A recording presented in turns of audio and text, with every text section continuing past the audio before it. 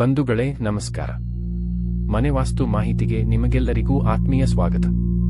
ನಮ್ಮ ಮನೆಯ ವಿನ್ಯಾಸ ಮತ್ತು ಮನೆಯ ವಠಾರವು ವಾಸ್ತು ಪ್ರಕಾರವಾಗಿ ಇಲ್ಲದೆ ಇದ್ದರೆ ಏನೆಲ್ಲ ತೊಂದರೆಗಳು ಉಂಟಾಗಬಹುದು ಎನ್ನುವ ಬಗ್ಗೆ ಇಂದಿನ ವಿಷಯದಲ್ಲಿ ತಿಳಿದುಕೊಳ್ಳೋಣ.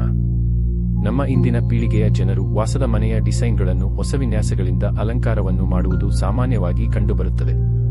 ಇದು ಗೂಗಲ್, ಯೂಟ್ಯೂಬ್, ಇಂಟರ್ನೆಟ್ಗಳಲ್ಲಿ ಹುಡುಕಾಡಿ ಇತರರಿಂದ ನಾವೇನೂ ಕಮ್ಮಿಯಾಗಿ ಕಾಣಬಾರದು.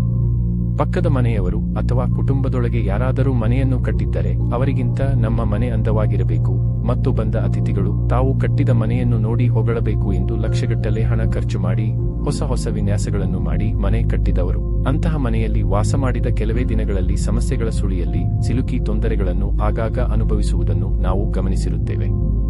ಇಂತಹ ವಾಸ್ತುವಿಗೆ ತದ್ವಿರುದ್ಧವಾಗಿ ಕಟ್ಟಿದ ಮನೆಗಳಲ್ಲಿ ನೆಮ್ಮದಿಯನ್ನು ನಿರಂತರ ಅನುಭವಿಸಲು ಅಸಾಧ್ಯವಾಗಿ ನಷ್ಟವನ್ನು ಅನುಭವಿಸಬೇಕಾದ ಪರಿಸ್ಥಿತಿ ಎದುರಾಗುತ್ತದೆ.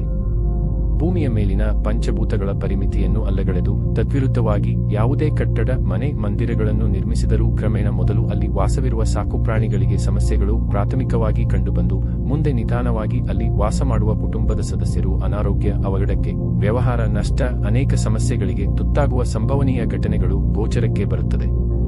ಇಂದಿನ ಮಾಡೆಲಿಂಗ್ ಯುಗದಲ್ಲಿ ನೀವು ಡಿಸೈನರ್ಗಳಿಂದ ವಿನ್ಯಾಸಗಳನ್ನು ಎಷ್ಟೇ ಕಲಾತ್ಮಕವಾಗಿ ಮಾಡಿಸಿದರೂ ಪ್ರಕೃತಿಯ ಪಂಚಭೂತಗಳ ತತ್ವಗಳಿಗೆ ವಿರುದ್ಧವಾದರೆ ಮುಂದೆ ನಮ್ಮ ಜೀವನದ ವಿನಾಶಕ್ಕೆ ನಾವೇ ಮುನ್ನುಡಿ ಬರೆದಂತಾಗುತ್ತದೆ.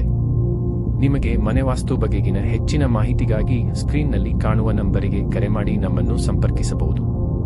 ನಿಮಗೆ ನಮ್ಮ ಮಾಹಿತಿ ಇಷ್ಟವಾದಲ್ಲಿ ನಮ್ಮ ಚಾನಲ್ಗೆ ಒಂದು ಲೈಕ್ ಕೊಟ್ಟು ನಮ್ಮ ಚಾನಲ್ ಅನ್ನು ಸಬ್ಸ್ಕ್ರೈಬ್ ಮಾಡಲು ಮರೆಯದಿರಿ. ಧನ್ಯವಾದಗಳು.